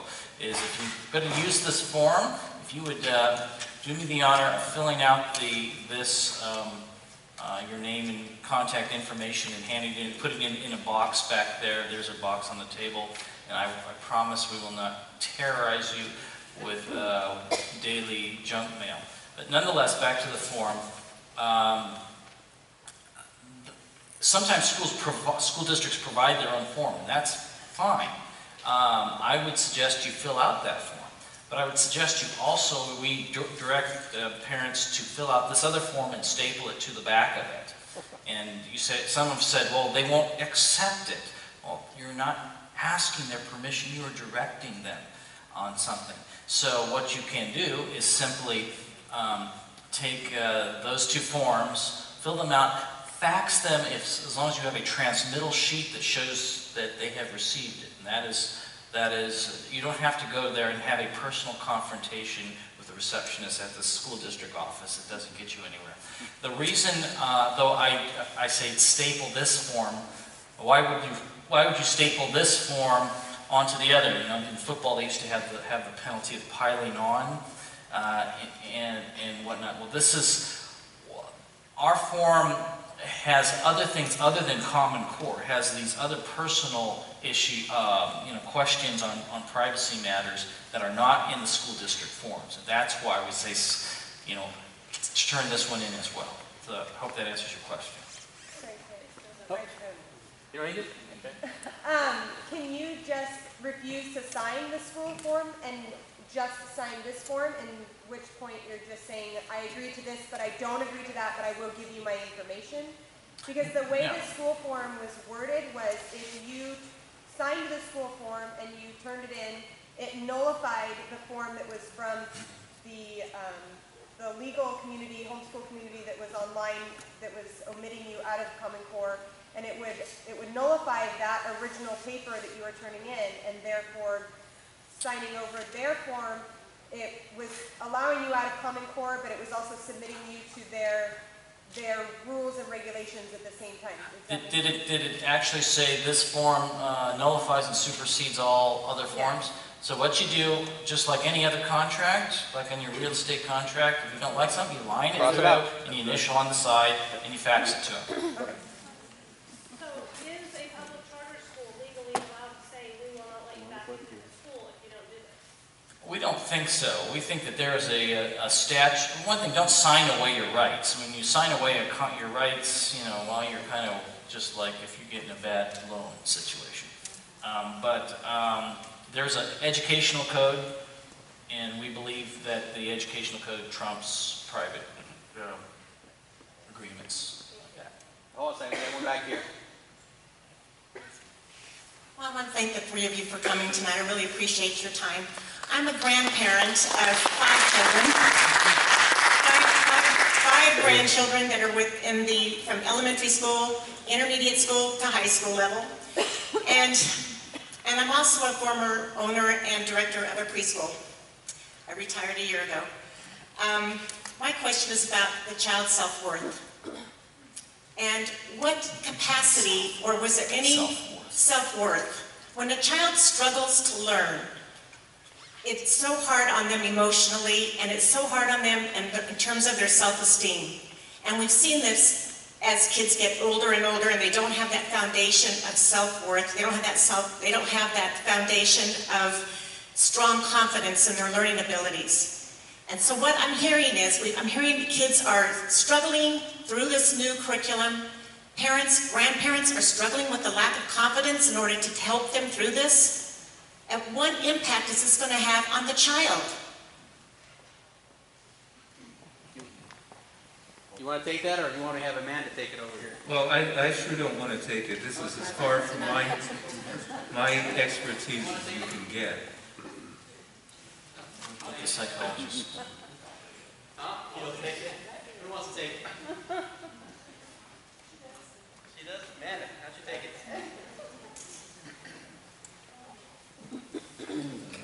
Yeah, as I said, you bring up a great point. As I had talked about earlier, so kids in high school in particular, but certainly young kids as well, part of the most important task that they do developmentally is to try on personalities, try on a sense of who they are, try on a sense of their value, and a lot of that value is reflected from how their parents see them, right? That's the first impression they get, is how do my parents feel about me? But the next impression they get are how do my peers feel about me? And how do my teachers feel about me? So how someone performs in school is a big deal. And what they're able to do and what they're not able to do gets internalized as to what they're capable of. And that's why I was speaking to, it is so important that we set up milestones for kids that are appropriate, not that are inappropriate. Because kids don't have, like I said, the frustration tolerance that adults have. They're not supposed to. They're developing that. And if you give them frustrating barriers and hurdles over and over and over again, what do? They give up. Because they don't have the skills not to give up. So it is, in my opinion, and I would love to hear from the experts, it's damaging. And that's why I'm a part of this, is because I think it's damaging in the long term.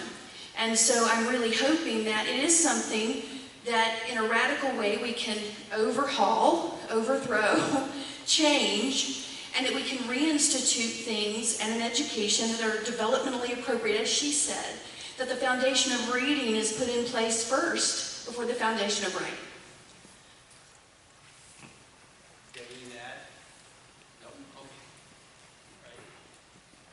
Was something so terribly wrong before that they decided to make these changes, I guess, is one question. The other question is, if it's statistically proven, and it shows that it's detrimental to kids and to our competition with internationally, then why is this happening? There has to be some kind of an agenda involved here. If it's, I mean, it's obviously detrimental to the kids, obviously, from what you said. Obviously, we're not internationally competitive. Obviously, we're dumbing down our kids. There's got to be an agenda, and I just don't get it.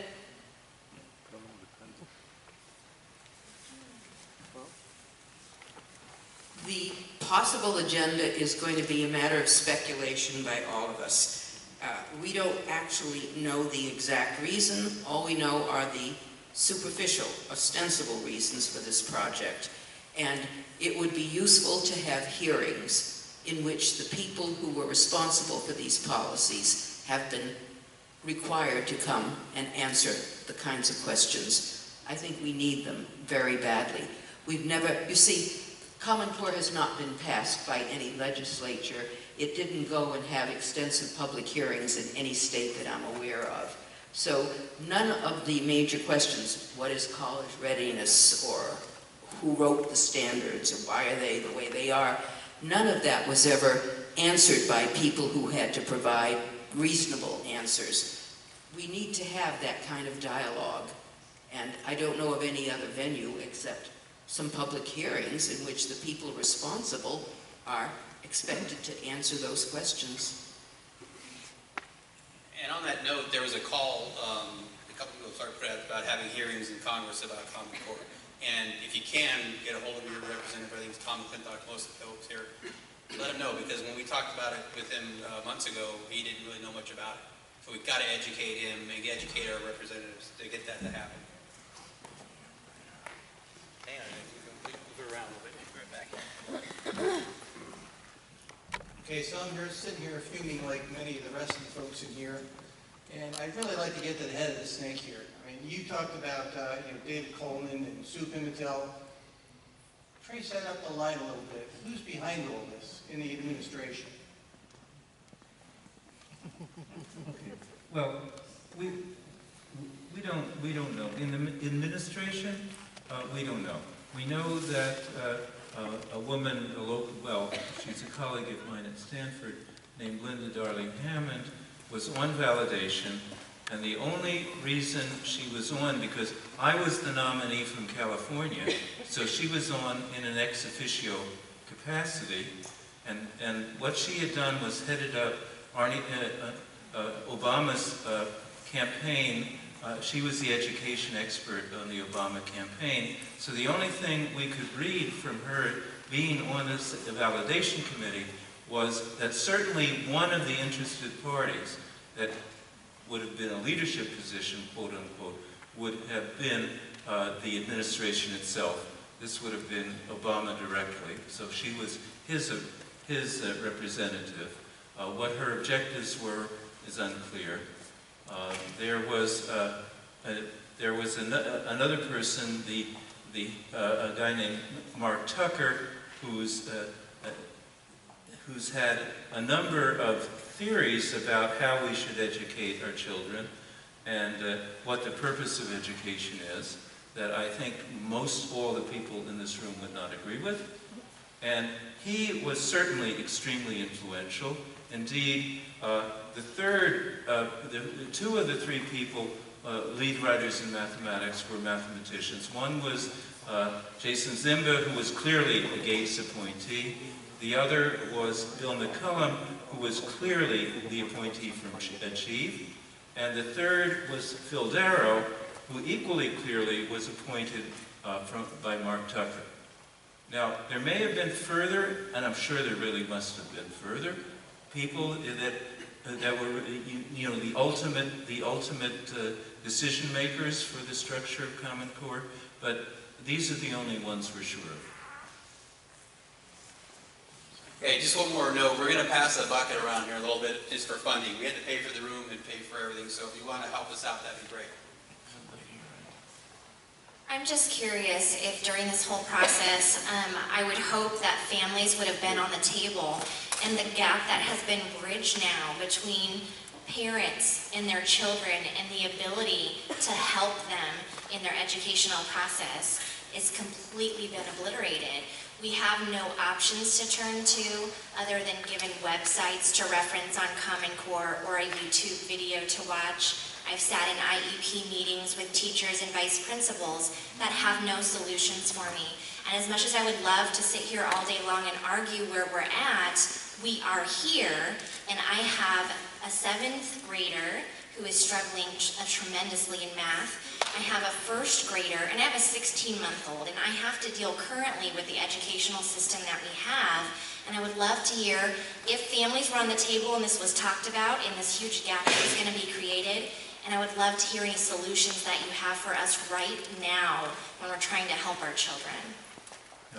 I can at least answer quickly in mathematics that no, absolutely not. There was no consideration of families and the needs that the kids had that would have necessarily been satisfied by the parents. There was none of that in the mathematics development in Common Core. And when we say Gates, it's talking about Bill Gates. You're asking a very common question that parents all over the country are asking, and there are no solutions, but there are different actions that are being considered. The first one that was mentioned before was calls representatives in Washington to have a hearing. There are going to be some attempt, at some point, there will be some attempts to reauthorize the ESEA, the No Child Left Behind bill. I think it would be useful if we could get rid of, as I was saying earlier to people at the dinner table, if we could get rid of both No Child Left Behind, you don't have a waiver, so that is an issue, get rid of Common Core, Race to the Top, anything to do with federal guidelines that relate to standards and testing.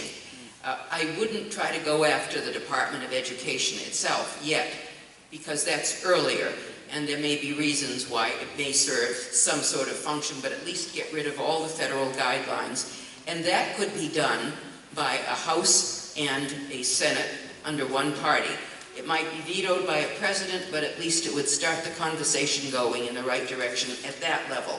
At the local level, it's important to let local school boards know that they still have the possibility of full authority legally over all matters of curriculum instruction. I happen to feel very strongly that the public schools should serve the public. My children all went to public schools, and if your tax money is going to public schools, they should be serving the needs in a better way for your children who are going there, or going to go there. And so they need to have their spines stiffened about what they can do.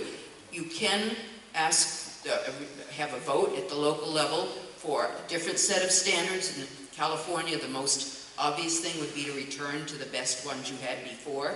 They were considered the best in the country in all subjects. Just return to those, have curriculum directed to those, and then go to the state Supreme Court or whatever you need to do legally to fight about the money that you should be getting from wherever it comes from in Sacramento. There are petitions at the local level possibility of recall at the local level. Each state has different laws, and I can't keep up with them. Wisconsin has a flurry of recall petitions at all levels. Massachusetts only allows recall for certain local offices. I don't know what California allows. So you have to think about whatever is allowed as legal recourse in a state for redress of grievances. This goes back centuries in law, the redress of grievances. And there are ways to start, in whatever way you can, at the community level, start to take back your public schools. I have another question. I want to bring up one other point. You talked earlier, when we were talking earlier, about the effect of this, the first year, the second year, and the third year. Because we're seeing on the East Coast, they're ahead of us, and they're at that third year mark, and they're having a lot of effect of it. Can you talk about that real quick? Oh, sure. Yeah, you know, one of the things that the leadership in altogether too many of our districts does is to constantly change the tests that they're using. Now, I've been asked to evaluate the structure and the curriculum in a lot of districts throughout the country, and in virtually every one of them, no test is used more than 5 years in succession. But when we put in the STAR exam, we put it in 1998. It finally went away in 2011, 2012, and we've got 13 years of data all in the same measurement. So I was able to ask the following question. If a student had been in the old program, the 1992 standards programs in California, how long would it be before how long would they have to be in it before they never caught up? In other words, where the damage was irreversible. And don't mistake it. These things damage kids. The kind of problems the parents are talking about, those problems are in the long run, or even the short run, are going to damage your children. But in any case, the real question is what kind of a window do you have?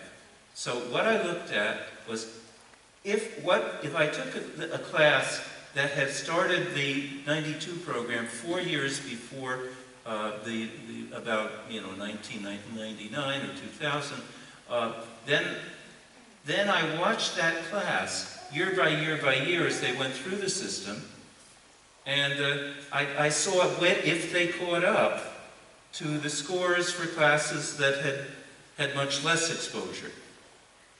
And the thing that we got was that if they were in 4 years or longer, they never caught up. In other words, the damage could be interpreted as permanent. If they were in there for 3 years, they did catch up, but slowly. It's really slowly. If they were in there for 2 years, they caught up a lot more quickly, and if they were in there for 1 year, it almost didn't make a difference.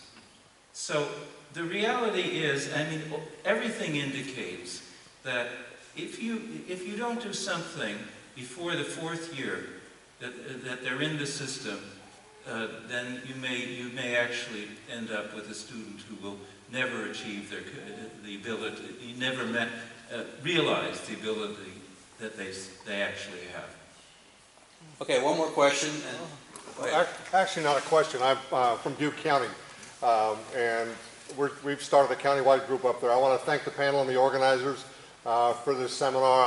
I hope it comes to every county in this country, because this is what's needed. I want to get back to the person who has a question regarding the background and the history. All I can do is refer you to freedomworks.org. If you go under issues, they have the best documented, most comprehensive history of this that you're going to be able to find, that I've been able to find, and I highly recommend it. freedomworks.org. Don't forget about our site too. We got a lot of stuff out there. Cool. And on one of those notes, I put out a category, try to make it fun every once in a while, but I put also a category, things that make me go, which last time was, guess where the second annual Common Core conference was held? Anyone know? It was in Dubai, in the Middle East. What? So that's just one of those things that I find, I'm like, what? So, but anyways, I do really recommend you get to our site, Freedom Works site, anywhere else. We try to put out information every week, and we've got all kinds of great stuff out there. Yes, ma'am. One more question. This question's for Kevin. Lost my voice. So the standards Common Core being forced, and I say forced, understanding exactly how it got in, coercion, whatever, it was forced onto the states illegally. We're talking about the 10th Amendment. We have violation of the 10th Amendment, 3 federal laws. We have a bonus in California because there's another California state law that is being broken with Common Core.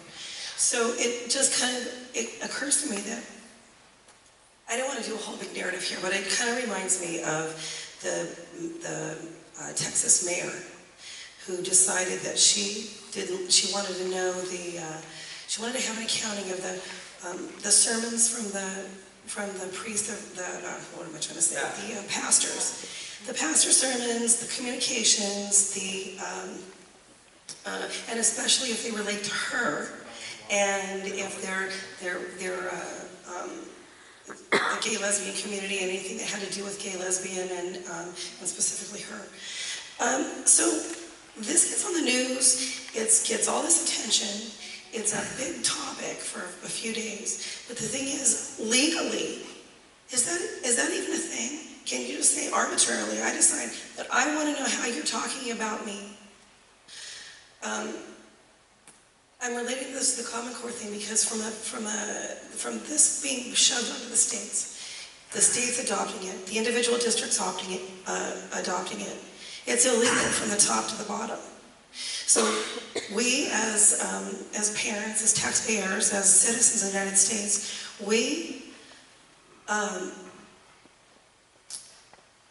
we're finding Common Core and we're getting other people involved because of all of the commonalities that we have. We have, our children are suffering. We have, the standards are inappropriate.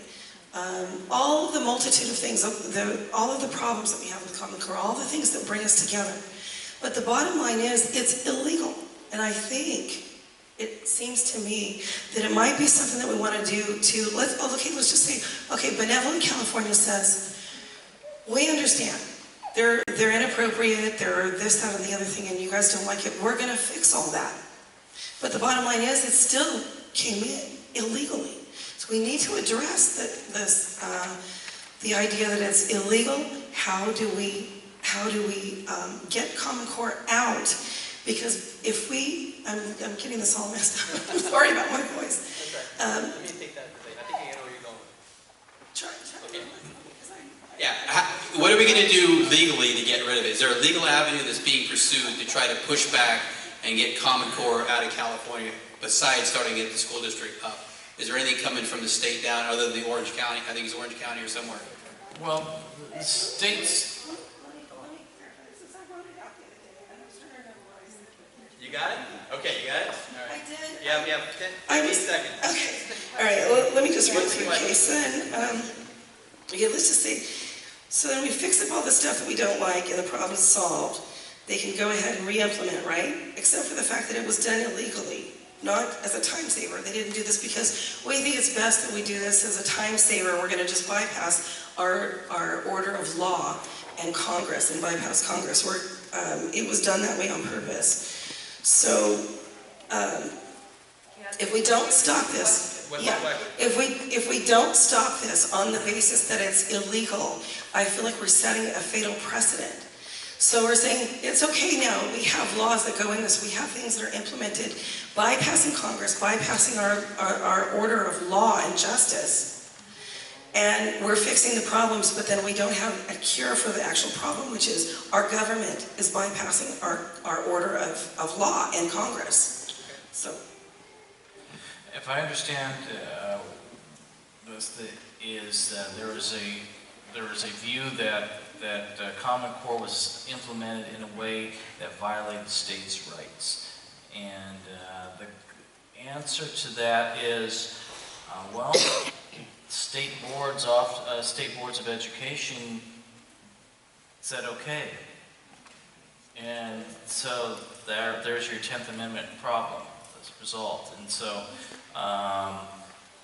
that's the answer is there's no legally viable way to just go into court and get an injunction to stop that. No, but in that note, we've got to stand up, we've got to get organized, you've got to start pushing back, and you've got to... It's got to be done on every level. This is not a left or a right issue. You're seeing just as many articles on left side websites as right websites. It's hitting kids. On both sides are standing together. One more question, then we're going to wrap it up here.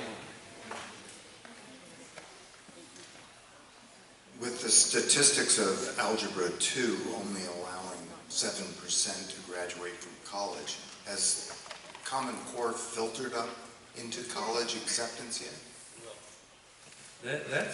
Well, it was slightly incorrect, but let's not worry about it. The numbers were a little wrong, but we'll use some Common Core math, so go ahead. Has it filtered up into college?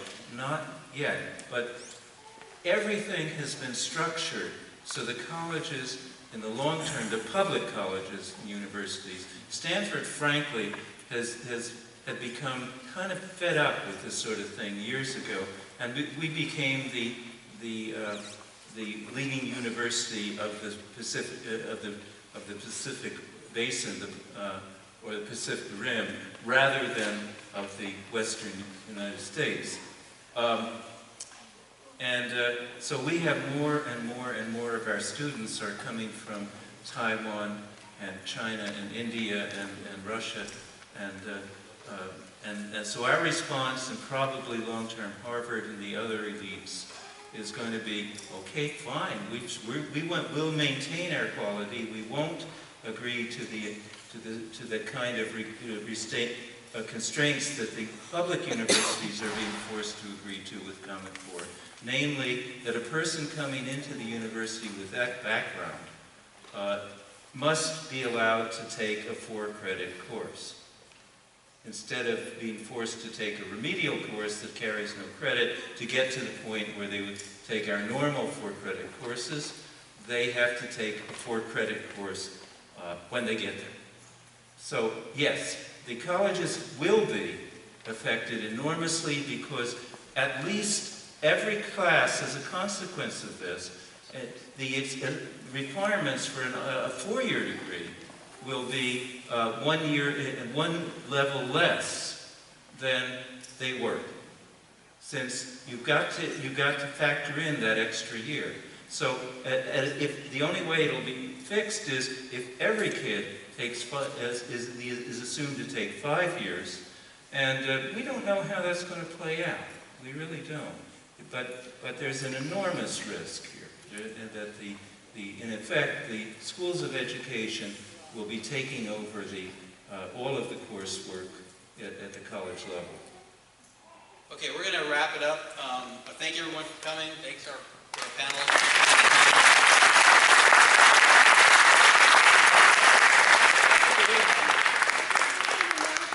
I just found out, like within the last half an hour, Arnie Duncan is speaking at an event in San Diego, the CCSSO, the day after Stotsky and Milgram will be speaking down there. Wow. Oh, but at least this time we're there first. Yeah. And I don't think it's by accident that it's coming. Arnie Duncan speaking in San Diego. At the CCSSO event, the day after Dr. Stotsky and Dr. Milgram will be speaking. Okay. For some crazy... In San Diego. Okay. Well, Again, that's Tuesday or Wednesday. all right. Well, thank you all for coming. I hope this was a good information night. Hopefully you learned something here. Again, I'd like you to join our groups if you can, because we've got to get organized. We've got to keep the information flowing. Thanks, everyone.